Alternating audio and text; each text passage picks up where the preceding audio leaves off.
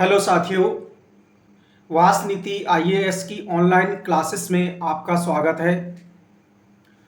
वास नीति आईएएस द्वारा भारतीय राज्य व्यवस्था और संविधान से संबंधित विभिन्न टॉपिक्स पर एक विस्तृत चर्चा की जा रही है। इस चर्चा में विषय की जो टॉपिक होगा उस पर एक समग्र चर्चा हो रही है। इस चर्चा में विद्यार्थी की समझ विकसित करने का प्रयास किया जा रहा है, जिससे वह बेसिक से एडवांस तक समझ सके और अपनी परीक्षाओं में बेहतर प्रदर्शन कर सके। आज आपके सामने मैं एक नए टॉपिक के साथ प्रस्तुत हुआ हूं। आज का टॉपिक है नागरिकता, सिटीजनशिप। हाल ही में यह चर्चा में भी चल रहा है। क्योंकि सीएए का जो कानून है लागू कर दिया गया है। सिटीजनशिप अमेंडमेंट एक्ट भारत के अंदर लागू हो गया है। अब सीएए तभी आपको समझ में आएगा जब आप नागरिकता की अवधारणा को समझ जाएंगे। आप समझ जाएंगे कि नागरिक क्या होता है, नागरिकता क्या होती है। सही है। तो नागरिकता,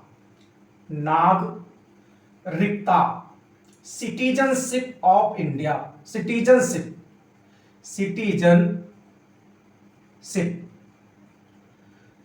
तो देखिए, इस दुनिया के अंदर प्रत्येक मनुष्य, प्रत्येक व्यक्ति किसी न किसी देश का क्या है, रहने वाला है। क्या है? प्रत्येक व्यक्ति जो है, देखिए ध्यान से आप सुनेंगे, प्रत्येक व्यक्ति जो है वह है किसी न किसी देश का क्या है, वह निवासी है। क्या है? निवासी है। ध्यान रखना है कि देश एक भौगोलिक राजनीतिक अवधारणा है। क्या है? भौगोलिक राजनीतिक अवधारणा है, जियो पॉलिटिकल कॉन्सेप्ट है। क्या है? जियो पॉलिटिकल कॉन्सेप्ट है।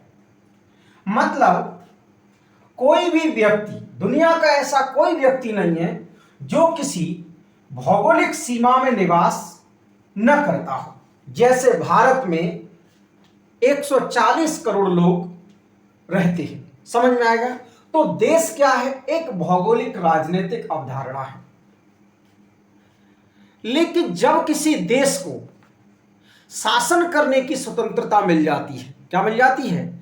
देश को शासन करने की स्वतंत्रता मिल जाती है, तो वह एक नई अवधारणा जिसका नाम है राज्य। क्या नाम है? राज्य के रूप में बदल जाता है। जैसे, तो देखिए राज्य के 4 तत्व होते हैं। एक है भौगोलिक सीमा, भौगोलिक सीमा। समझ में आया? जैसे ये भारत है तो भारत की क्या हो गई? ये भौगोलिक सीमा हो गई, ज्योग्राफिकल बाउंड्री हो गई, ज्योग्राफिकल रीजन कह सकते हैं। समझ में आया? अब दूसरा जो तत्व होता है, इस राज्य में निवास करने वाली जनसंख्या। क्या करने वाली? निवास करने वाली जनसंख्या। सही है? जनसंख्या। और फिर इस भौगोलिक क्षेत्र पर शासन करने के लिए सरकार होती है। क्या होती है? गवर्नमेंट। क्या होती है? गवर्नमेंट होती है। और इसके बाद जो चौथा तत्व है कि इस जो ये सरकार होती है, इस सरकार को अपने इस देश पर, अपने इस भौगोलिक सीमा पर रहने वाली जनसंख्या के लिए शासन करने की स्वतंत्रता होती है, अर्थात संप्रभुता। क्या है? संप्रभुता, अर्थात शासन करने की स्वतंत्रता, शासन करने की स्वतंत्रता। समझ में आ गया? क्या करने की? शासन करने की स्वतंत्रता। तो प्रश्न ये उठता है कि भारत क्या स्वतंत्रता से पहले राज्य था? तो आप खुद देख लीजिए, भारत की भौगोलिक सीमा थी। सही है? भारत पर जनसंख्या भी रह रही थी, भारत में सरकार भी थी, लेकिन एक चीज नहीं थी, संप्रभुता। अर्थात भारत के लोगों को शासन करने की स्वतंत्रता नहीं थी। तो इसीलिए जो है भारत जो है, भारतीयों के लिए राज्य कब बना? ये राज्य बना जब संविधान लागू हो गया 26 जनवरी 1950 के बाद से। तो राज्य एक पॉलिटिकल कॉन्सेप्ट है, राजनीतिक अवधारणा है। क्या है? राजनीतिक क्या है? अवधारणा है, पॉलिटिकल कॉन्सेप्ट है।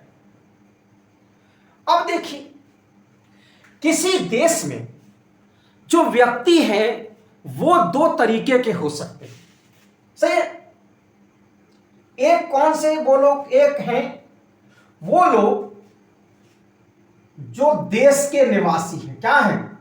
देश के रहने वाले हैं। और दूसरे कौन हैं? जो देश के रहने वाले नहीं हैं, जो विदेशी हैं। सही है? अब वो प्रश्न यह उठता है कि कौन व्यक्ति देशी है और कौन व्यक्ति विदेशी है,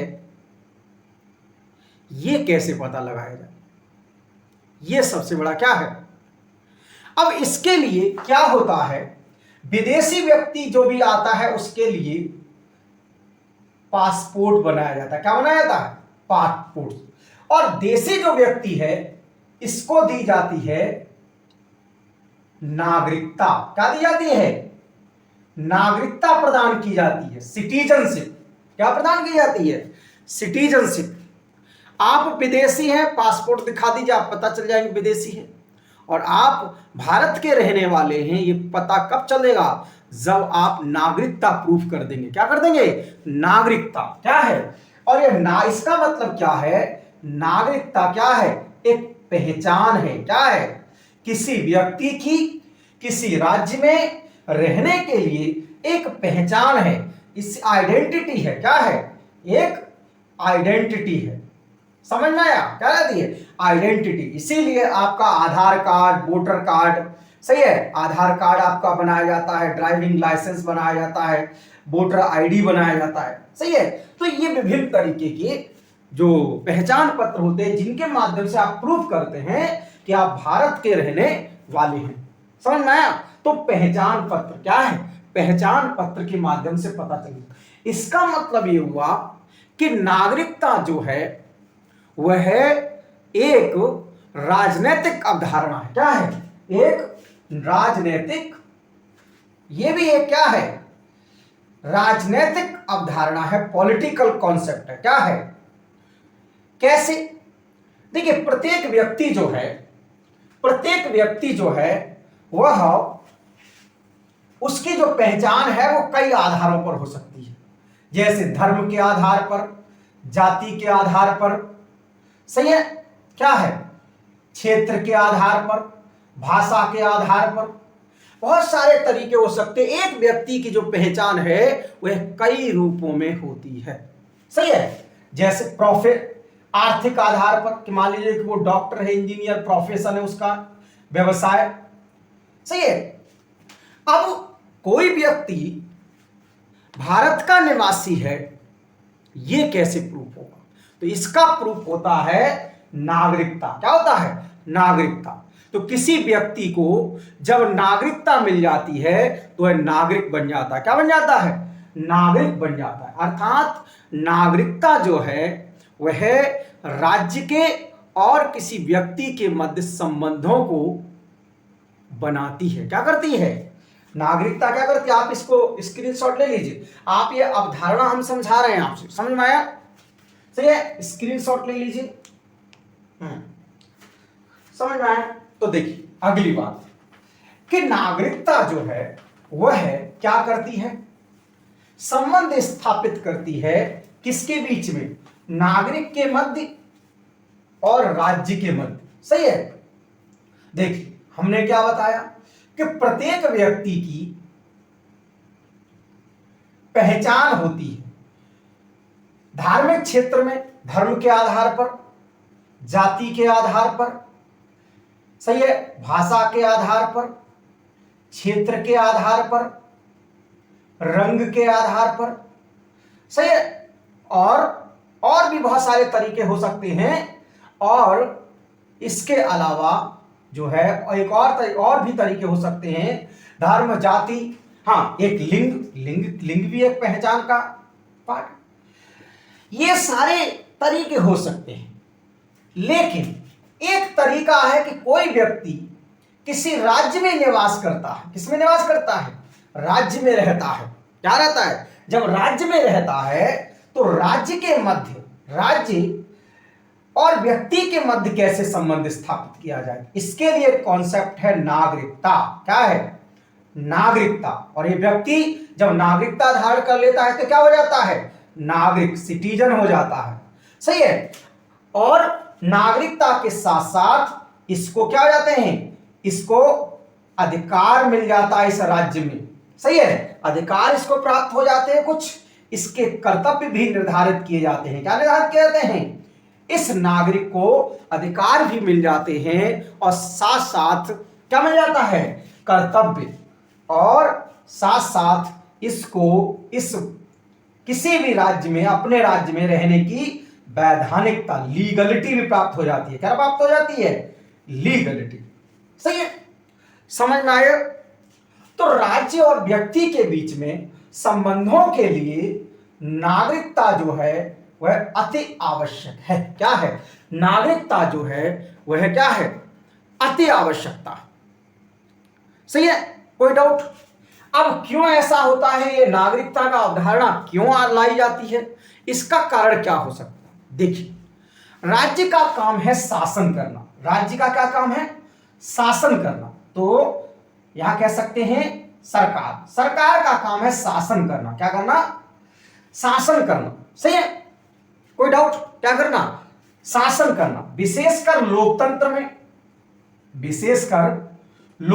में। सही है, राज्य का काम क्या करना है? शासन करना है, अर्थात विभिन्न प्रकार के निर्णय लेना है, डिसीजंस लेना है और उन निर्णयों को लागू करना है। क्या करना है? लागू करना है। समझ में आया? क्या लेना है? डिसीजंस लेना है और उन डिसीजंस को लागू करना है।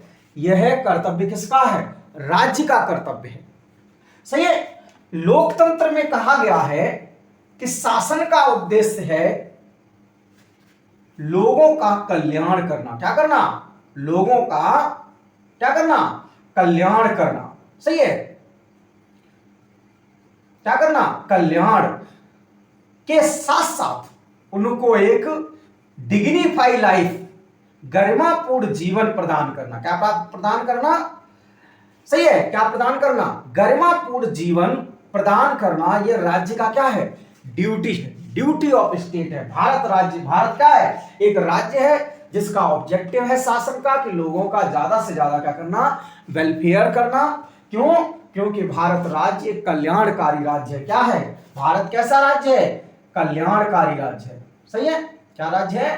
कल्याणकारी राज्य है। और कल्याणकारी राज्य का उद्देश्य है कि लोगों का ज्यादा से ज्यादा कल्याण हो, लोगों को एक गरिमापूर्ण जीवन देना। क्या देना? गरिमापूर्ण जीवन देना। लोगों की आकांक्षाओं को पूरा करना। क्या करना?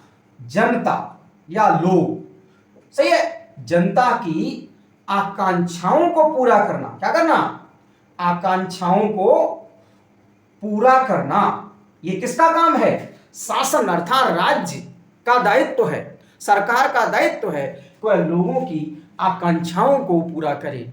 लोगों की आकांक्षाओं को कैसे पूरा करेगी? तो इसके लिए आकांक्षाओं को समझना। क्या करना? जन आकांक्षा, पीपल एस्पिरेशंस कहते हैं। क्या कहते हैं? People aspirations. इन एस्पिरेशंस को क्या करना? समझना। क्या करना? समझना और समझ करके उनको पूरी करना। क्या करना? कानून बनाना और कानून बन के लागू करना। समझ में आ गया? अब ये जो आकांक्षाएं होती हैं, ये कौन सी आकांक्षाएं?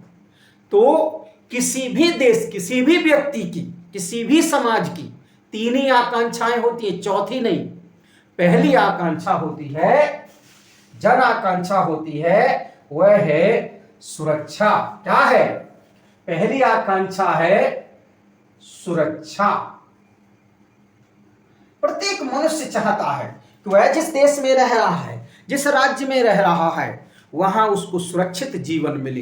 दूसरा, उसका विकास हो। क्या हो? उसका विकास हो और न्याय मिले उसे। क्या मिले? न्याय, जस्टिस। तो आप अपने जीवन को देख लीजिए, आपको तीन ही चीज चाहिए। एक, सुरक्षित जीवन चाहिए, डेवलपमेंट चाहिए, और आपके साथ कहीं अन्याय हो रहा है तो अन्याय की जगह आपको न्याय चाहिए। क्या चाहिए? न्याय। राज्य का भी काम है। अर्थात ये इतने सारे चीजें हैं। प्रश्न ये उठता है कि राज्य करे कैसे, ये प्रश्न है। सही है? तो आप स्क्रीनशॉट ले लीजिए। सही है? तो इन आकांक्षाओं को कैसे पूरा किया जाए। सही है?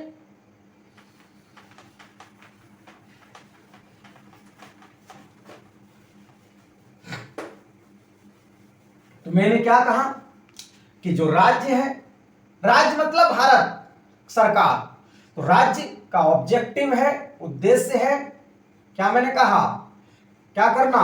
कल्याण करना, वेलफेयर करना। सही है? गरिमापूर्ण जीवन देना। सही है? अगला, आकांक्षाओं को समझना, आकांक्षाओं को पूरा करना, एस्पिरेशंस को पूरा करना, ये राज्य का उद्देश्य है। लेकिन राज्य के सामने चुनौती क्या है, चैलेंज क्या है? राज्य के सामने चुनौती है, राज्य के पास जो संसाधन है वह संसाधन क्या है? सीमित। क्या है? संसाधन क्या है? सीमित है। सही है? यह भौगोलिक क्षेत्र है। भारत के पास गेहूं, चावल, जो कुछ भी उपजाया जाता है वो इसी क्षेत्र में क्या किया जाएगा? उपजाया जाएगा।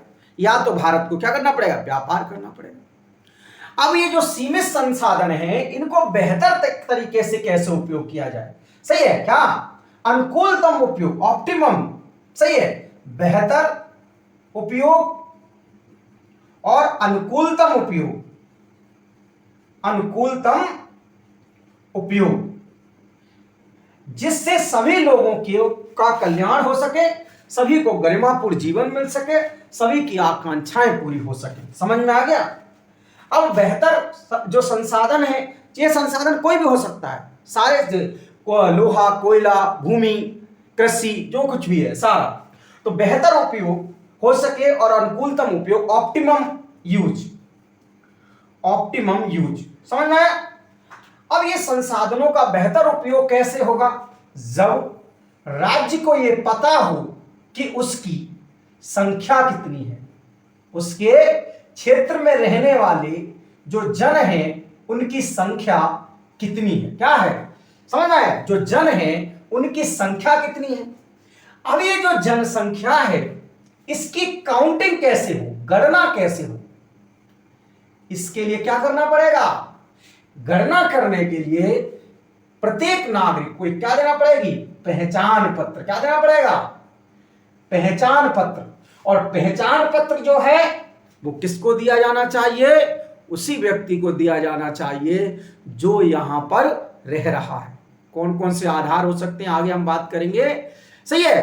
तो पहचान पत्र दिया जाना चाहिए और इसी पहचान पत्र को हम नागरिकता कहते हैं। क्या कहते हैं? अर्थात नागरिकता राज्य के द्वारा दिया गया एक वैधानिक क्या है? पहचान है। नागरिकता क्या है? राज्य द्वारा दिया गया एक वैधानिक,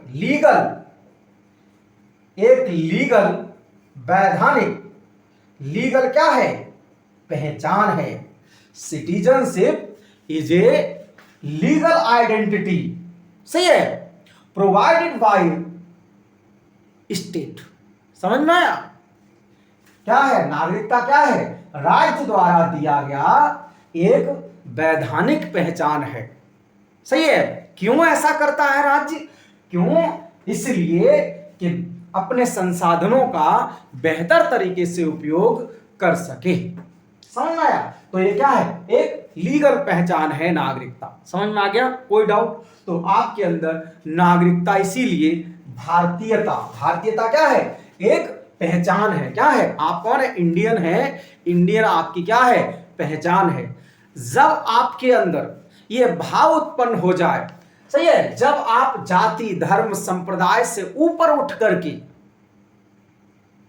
राज्य के बारे में सोचने लगे, समाज के बारे में सोचने लगे, पूरे देश के बारे में सोचने लगे, तो इसी को हम कहते हैं राष्ट्र राज्य। क्या बोलते हैं? राष्ट्र बोलते हैं। क्या बोलते हैं? राष्ट्र। राष्ट्र का मतलब क्या है?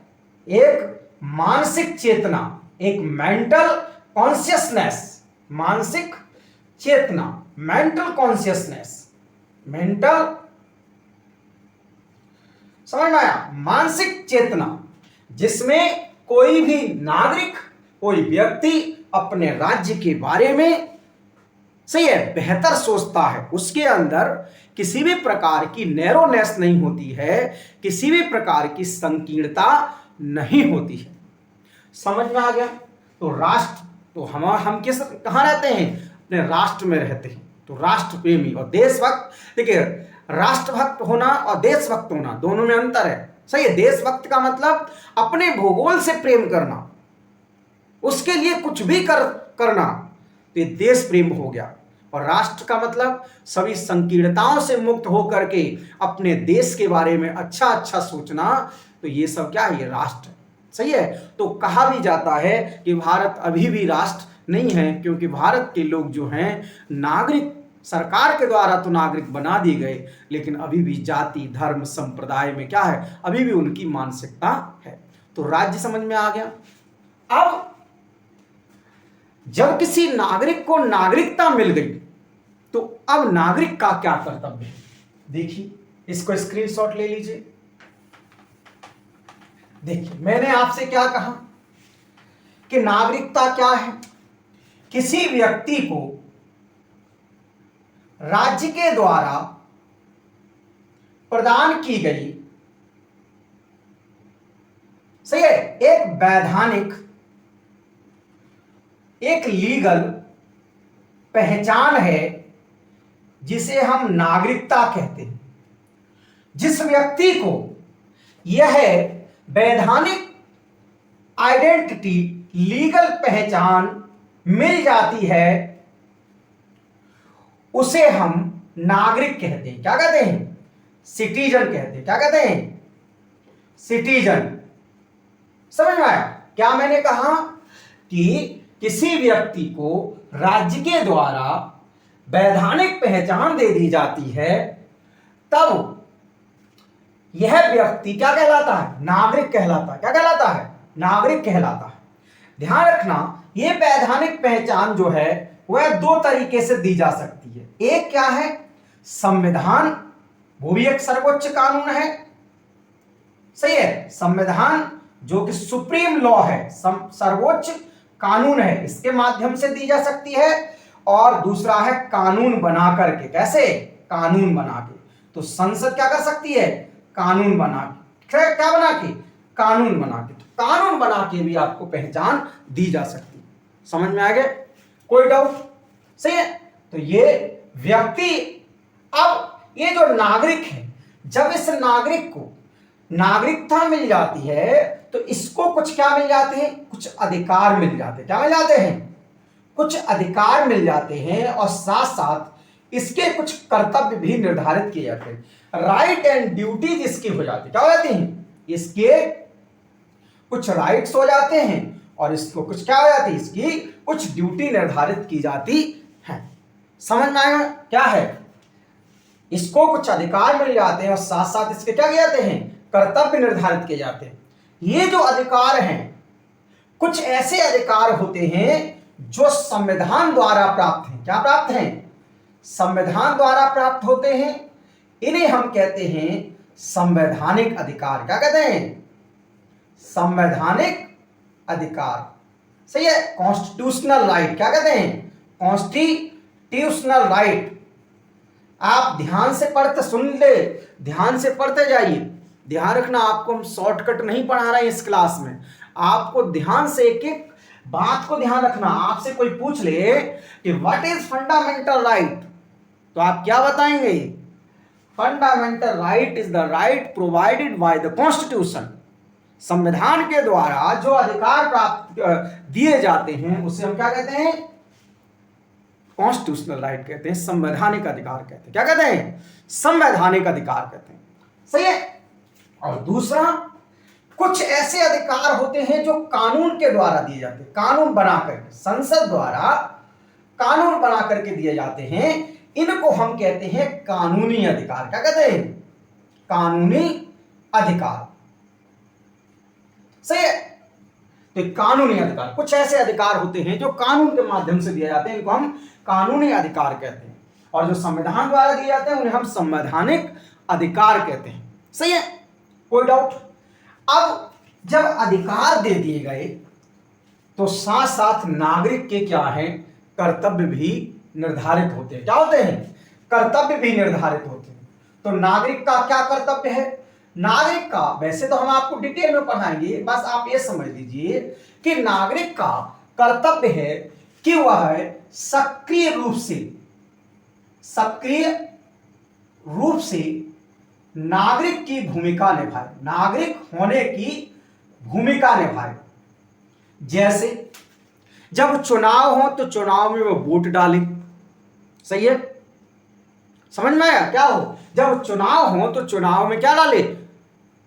वोट डाले। जो भी उसको काम बताए गए उन कामों को सही से करे, जो हमारा इतिहास है उसको, उसका सम्मान करे, संविधान का सम्मान करे। सही है, अर्थात अपने जीवन को अक्रिय रूप से नहीं बल्कि एक्टिव रूप में, किस रूप में? एक्टिव सिटीजन के रूप में अपनी भूमिका निभाए। क्या निभाए? भूमिका निभाए। क्या? सक्रिय रूप में, नागरिक के रूप में क्या निभाए? भूमिका निभाए। सही है। और राज्य का सहयोग करे। क्या करे? राज्य का क्या करे? सहयोग करे। राज्य का सहयोग करे। सही है, सही है। राज्य कुछ गलत कर रहा है तो ऐसे में आवाज उठाए, तो इसी को हम कहते हैं राज्य का सहयोग। राज्य सक्रिय रूप का मतलब इसी को हम कहते हैं जनता का शासन, जनता के लिए, जनता के द्वारा शासन। क्या? जनता के द्वारा शासन, इसी को कहते हैं। समझ में आया? तो ये वाली बात समझ में आ गई। तो नागरिकता क्या होती है, नागरिक क्या होते हैं। अब अगला दिमाग में आपके आना चाहिए, हमने आपको क्या क्या समझा दिया कि नागरिकता का अर्थ क्या है, क्यों दी जाती है ये चीज। अब प्रश्न ये उठता है कि नागरिकता कैसे दी जाए, नागरिकता के आधार क्या हो, नागरिकता के आधार क्या हो। सही है, इसकी संवैधानिक स्थिति क्या है नागरिकता की। सही है, कानून कौन कौन से बनाए गए हैं। सही है, इन्हीं कानूनों में एक कानून है सीएए। क्या नाम है? सीएए।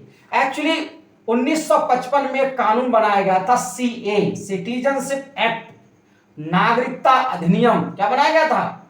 नागरिकता अधिनियम बनाया गया था।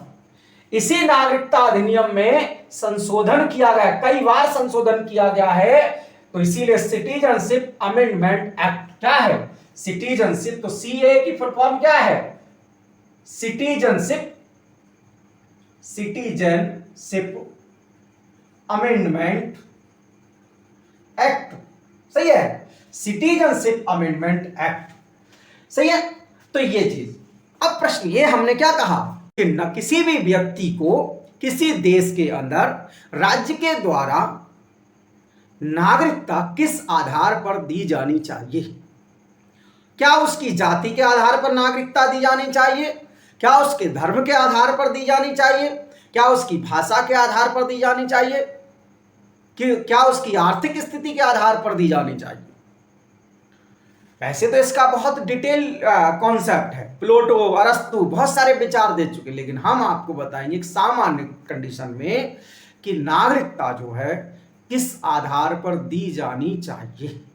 आप सोचिए, आप खुद एक अनुमान लगाइए कि आप एक व्यक्ति हैं, भारत के रहने वाले हैं, आपको जो नागरिकता है वो किस आधार पर दी जानी चाहिए। आपका आधार कार्ड जो है वो किस आधार पर बनना चाहिए। तो मुझे उम्मीद है कि आपको समझ में आ गया होगा नागरिकता का कॉन्सेप्ट।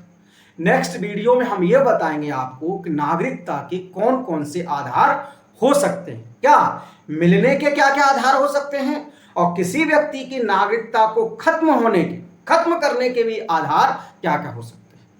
क्योंकि राज्य को पूरा हक है, यदि वो आपसे नागरिकता दे सकता है, आपको पहचान दे सकता है, तो आपकी पहचान छीन भी सकता है। ध्यान रखना, नागरिकता बहुत महत्वपूर्ण है। समझ में आया? आधार कार्ड बहुत जरूरी है। कोरोना के काल में या कभी आप समझ लीजिए, आपके पास यदि नागरिकता न हो तो आप किसी कॉलेज में एडमिशन नहीं ले सकते, आप ट्रेन में रिजर्वेशन नहीं करा सकते। मतलब आपके जीवन में नागरिकता का बहुत बड़ा महत्व है। तो नेक्स्ट वीडियो में हम आपसे नागरिकता के आधार पर चर्चा करेंगे। मुझे उम्मीद है कि आपको नागरिकता का कॉन्सेप्ट समझ में आ गया होगा। सही है? इसी प्रकार का वीडियो देखने के लिए चैनल को सब्सक्राइब करें, लाइक करें और अपने स्वास्थ्य का ध्यान रखें, अपने परिवार का ध्यान रखें और एक जिम्मेवार नागरिक बने। क्या बने? एक जिम्मेवार नागरिक बने। सही है? जिम्मेवार नागरिक का मतलब है कि अपने कर्तव्यों को सही से निभाना। सही है? तो मुझे उम्मीद है ये कॉन्सेप्ट समझ में आ गया होगा। धन्यवाद।